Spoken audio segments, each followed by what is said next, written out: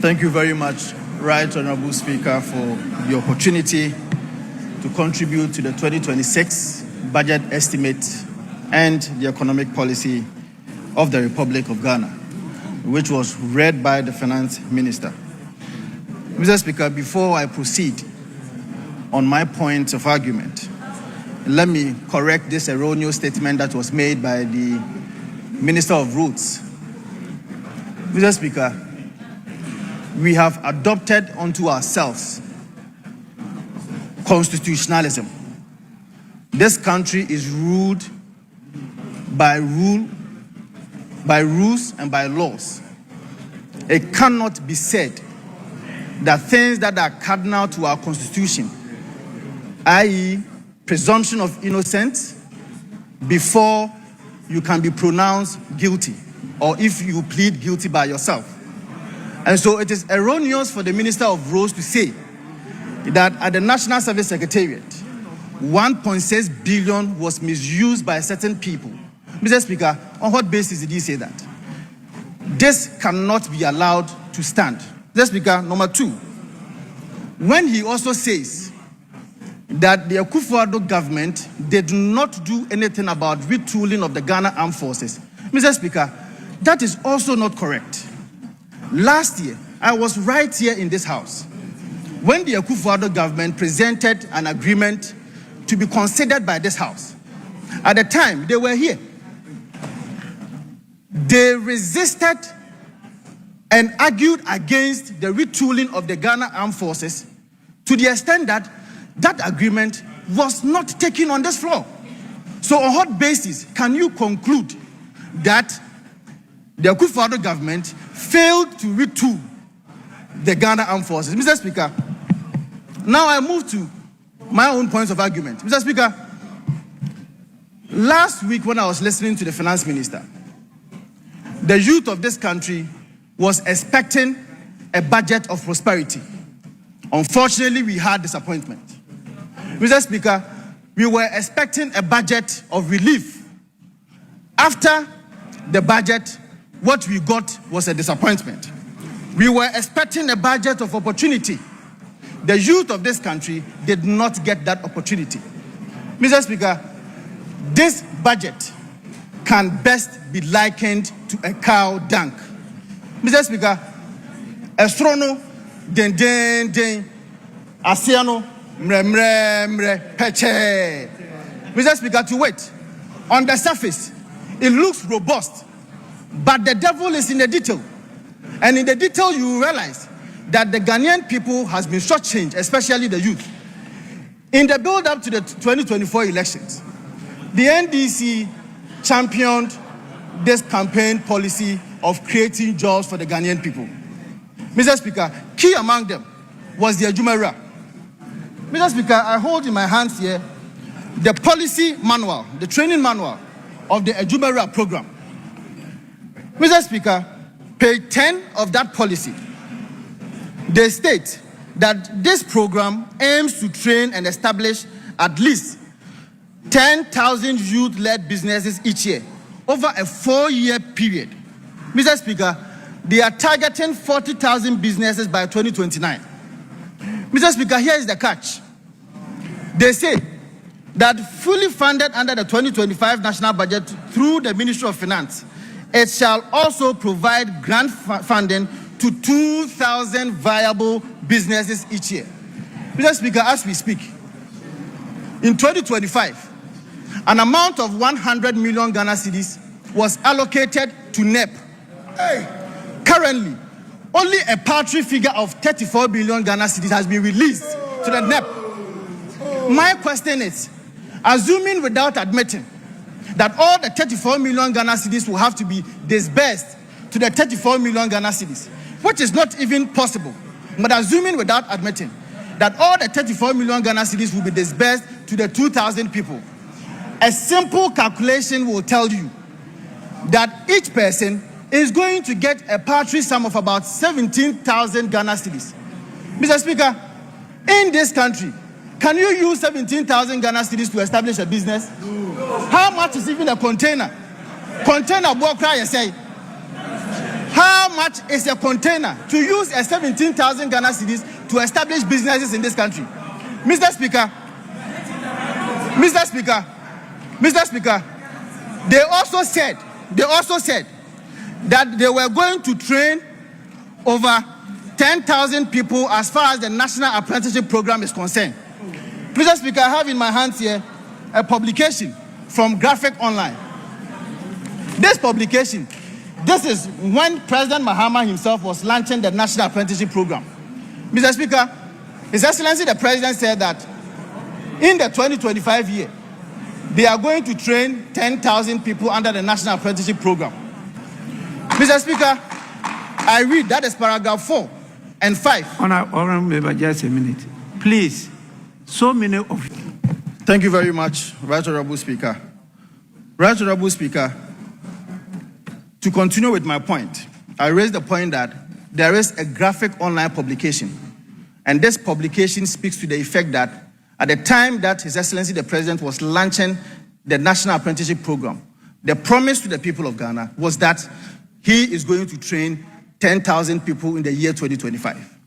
Mr. Speaker, per paragraph 4 and 5, it went ahead, or if you like, His Excellency the President went ahead to promise the people of Ghana that in the year 2026, they are now going to scale it up to 100,000 people. Mr. Speaker, and I read, additionally, the second phase, which is expected to be rolled out in 2026, will benefit more than 100,000 people. Mr. Speaker, now the big question is, in the 2025 budget, an amount of 300 million Ghana cedis was allocated to the National Apprenticeship Program. Now, when you check, assuming that the amount of money that was released currently, which is about 150 million Ghana cedis, Mr. Speaker, if you divide 150 million Ghana cedis by 10,000 people, assuming that all the monies are going to be shared, or if like disbursed to all the trainees, the people who are going to, or the amount of money that they are going to get is about 15,000 Ghana cedis. Mr. Speaker, I ask again, what kind of business can you really use 15,000 Ghana cedis for? Can it even buy a container for yourself? Absolutely no. I do not think that 15,000 Ghana cedis is enough to be able to establish a business in this country. Mr. Speaker, again, because the President also promised that they are going to scale it up to 100,000 people, the budget estimate for 2025 was 300 million Ghana cedis. Now in 2026, logical reasoning will tell you that if you use 300 million Ghana cedis to train 10,000 people, then in 2026, the allocation should be about 3 billion. Mr. Speaker, unfortunately, the 2026 allocation for the National Apprenticeship Program has been reduced from 300 million Ghana cedis to 150 million Ghana cedis. How do you use 150 million Ghana cedis to train 100,000 people? It cannot be the case. And that is why I'm saying that the Ghanaian people was expectant of a budget that was going to give prosperity. There was expectant of a budget that was going to give opportunity. However, what has been given is disappointment. Your time is saved for... Thank you very much, Mr. Speaker, for protecting your nephew. Mr. Speaker, we have to always be seeing you in this chair. Because normally when you are here, we feel protected. Mr. Speaker, the budget provides no bold recruitment. Yes. No bold recruitment plan, no roadmap, and no credible strategy for absorbing trained young people into productive work. Mr. Speaker, in the 2026 budget, they have indicated to the people of Ghana that they are going to create 800,000 jobs.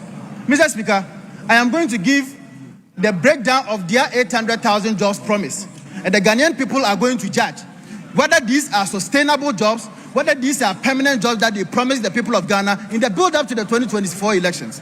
Mr. Speaker, they say, and I'm happy that the Roads Minister is here, they say that 490,000 jobs are going to be created out of the big push.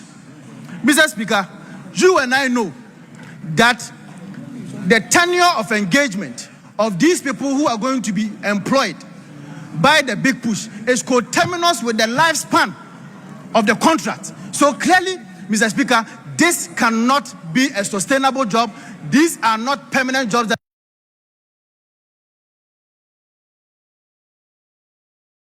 Also saying that the agro-processing plants are going to create 700 direct jobs. Mr. Speaker, they are also saying that the national policy on integrated oil palm development is going to create 250,000 jobs. Palm oil. Palm oil. Mr. Speaker, the point is that these cannot be sustainable jobs based on which the Ghanaian people voted for them. The Ghanaian people in 2024 asked them for sustainable jobs, asked them for permanent jobs. This is not the kind of jobs that we ask from them. Mr. Speaker, in fact, early this year, when His Excellency John Dramani Mahama was forming his government, they promised the people of Ghana that they were going to establish a Ministry of Youth Development. The strategy was that the Ministry of Youth Development was supposed to be established deliberately to deal with youth issues in this country. Deliberately. Today, as we speak, about 10 months down the lane, the Ministry of Youth and Sports can only boast of Red Means Stop campaign. Nothing has been done by the Ministry of Youth and Sports. And that is why I'm saying that the youth of this country are disappointed, because we were expecting a government that will create sustainable jobs. We were expecting a government that will create permanent jobs. Unfortunately, that has not been done. Mr. Speaker, let me take you back to the 2025 budget. And I'm happy that the Minister of Education is here. Mr. Speaker, in the 2025 budget, page 105, they stated that to address menstrual hygiene challenges and reduce absenteeism, that is item number 636, to address menstrual hygiene challenges and reduce absenteeism among female students, government, in fulfillment of their 120 days social contract, will distribute free sanitary pads to 1.3 million female students in basic and secondary schools. Mr. Speaker, the same 2025 budget, when it comes to the social sector, page 71, they stated that, Mr. Speaker, we have allocated 292 million to commence the distribution of free sanitary pads to female students in primary and secondary schools. Mr. Speaker, the question is, 292 million Ghana cedis divided by 1.3 million pads, how much is it? Mr. Speaker, 292 million Ghana cedis has been allocated to the Ministry of Education to purchase sanitary pads. A simple calculation will tell you that 292 million Ghana cedis divided by 1.3 million will give you about 225 Ghana cedis per pack. Mr. Speaker, now when it comes to the 2026 budget, here is the catch. Mr. Speaker, here is the catch. The 2026 budget, when they sought to account to the people of Ghana that they decided to distribute free sanitary pads to the Ghanaian people, this is what they say. Page 78. To promote gender equality in education and reduce absenteeism, 6.6 million packs of sanitary pads were distributed to girls in public basic schools. Mr. Speaker, assuming without admitting that the allocation was not changed, 292 million Ghana cedis indeed was used to purchase the 6.6 million pads that they said they have distributed. A simple calculation will tell you that one pad is 45 Ghana cedis. Mr. Speaker, I have in my hands here a publication that was made by the Ministry of Finance. Mr. Speaker, the Ministry of Finance posted this on their Facebook wall. They said that sanitary pads has reduced from 25 Ghana cedis to 15 Ghana cedis. According to their own words, if indeed sanitary pad is now 15 Ghana cedis, why are they now accounting to the people of Ghana that one sanitary pad is 45 Ghana cedis? This is a trouble government. Mr. Speaker, this is a trouble government. This is not what the people of Ghana voted them to come and do. Mr. Speaker, to end with my submission, here in this house, Mr. Speaker, hold on, please. Your time is saved. Mr. Speaker, thank you so much for protecting me from this needless interruption. Mr. Speaker, let me put this matter in proper perspective. What the Honorable Minister sought to say here in this house had no basis. As far as the National Service Secretariat is concerned. Please, 1 minute. 1 minute Mr. Speaker, for him. No basis at all. The point is that I have given a basis in their own budget, their 2025 budget and the 2026 budget. And you are telling the people of Ghana that you are using 292 million Ghana cedis to purchase 6.6 million Ghana cedis. How do you tell me that the argument that I'm making here is baseless? Mr. Speaker, it is true and it is a fact that in this budget, in their own budget, they have used 292 million Ghana cedis to purchase 6.6 million parts. And I'm saying that a simple calculation of this figure tells you that one part is 45 Ghana cedis. Mr. Speaker, Mr. Speaker, this is a publication. Mr. Speaker, this is a publication from Wezo. It says that the price of your sanitary pad, which was 25 Ghana cedis in January, is now going for 15 Ghana cedis. Now 15 Ghana cedis, they are buying it for 45 Ghana cedis. Mr. Speaker, Majority Chief Whip, government. Mr. Speaker, precisely so. What does that mean? Mr. Speaker, that means that 6.6 million parts that we could have used 99 million Ghana cedis, they are using 292 million Ghana cedis to buy more than times 3 of the amount. Mr. Speaker, please. The meaning of Chobo government. Mr. Speaker, it means wasteful. It means wasteful. You can also say that there is no value for money. So, Mr. Speaker, this is a wasteful government. It is an overspending government. Mr. Speaker, when we say overspending government, it means that you are a Chobo government. Simplicity. Honorable member, please. Honorable Majority Chief Whip, please. Now, you may conclude. Mr. Speaker, thank you so much for the protection.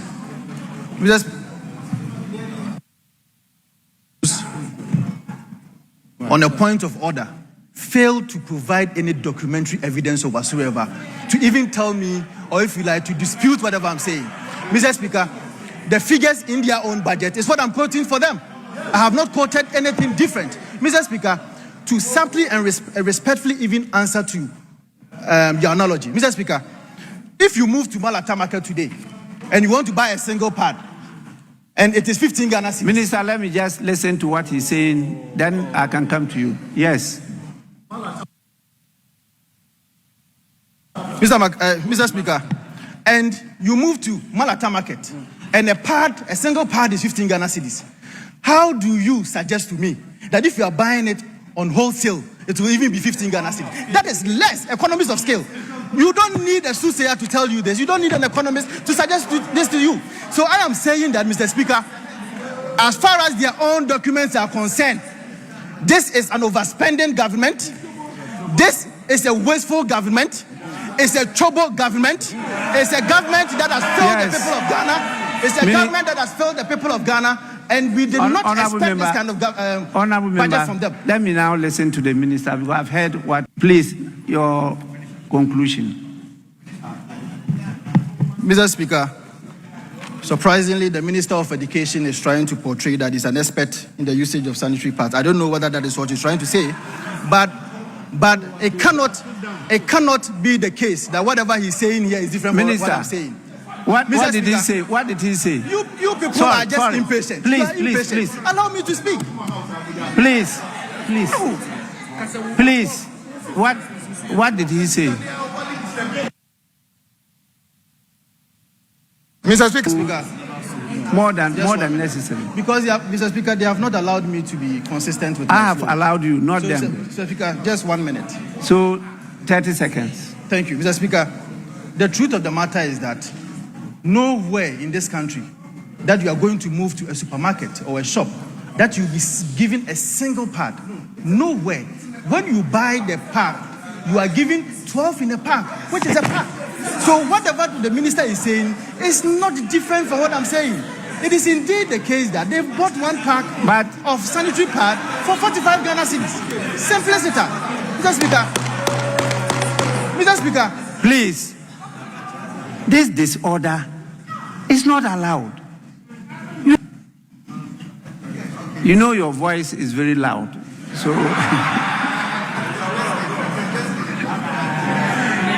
And it's so unique that anybody can identify who is speaking. So please, yes, I just gave him 30 seconds to conclude, and then we move on, because you get the opportunity. You all get the opportunity to rebut what is being said. Please, that is what the debate is about. Yes, please. 30 seconds, 30 seconds. So, Mr. Speaker, it is settled that according to their own budget statement, that is how much they are buying the sanitary pads. Mr. Speaker, the Ghanaian people do not crave for another profligate, convoluted, and economically injudicious fiscal manifesto. They yearn for a budget that is coherent, credible, and genuinely catalytic.